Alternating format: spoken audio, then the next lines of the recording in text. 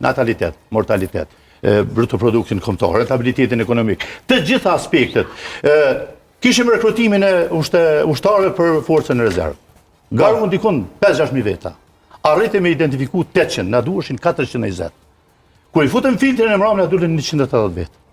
Dhe na sulmuan gjithë dhe neve si pafsi për të rekrutuar ushtarë të rise. Këtu e lidhën e sportin me pse unë kam qasje dhe të eksportit e këtij, unë dhe çdo ushtarak.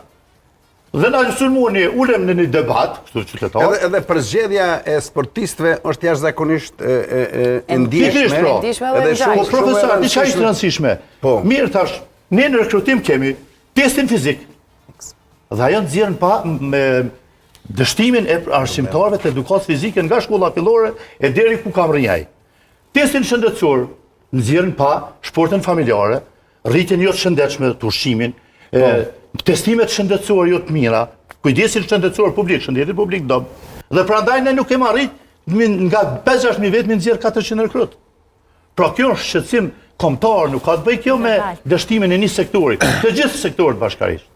Kështu që, po, kjo është një planifikim strategjik dhe një strategji e mirë, edhe një ekip të vogël, si ishte Ushtria Shqiptare e Kosovë, po e kaloj atë dimensionin që ma tha profesori në start, ka arrit me sfidu ta zëmën e koshare, kur kemi hyrë, kemi qenë 256 veta, me artillerie, me kretë llojet armëve.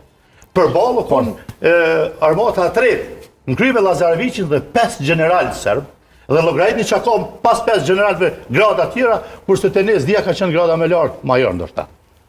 Apo kupton, pra një strategji e mirë, një strategji mirë analizuar mirë, sjell rezultat edhe në futboll, edhe në gjitha fusha tjera. Plumbi se ke pati këtë edicion të Kupës së Botës? Po edicioni më i madh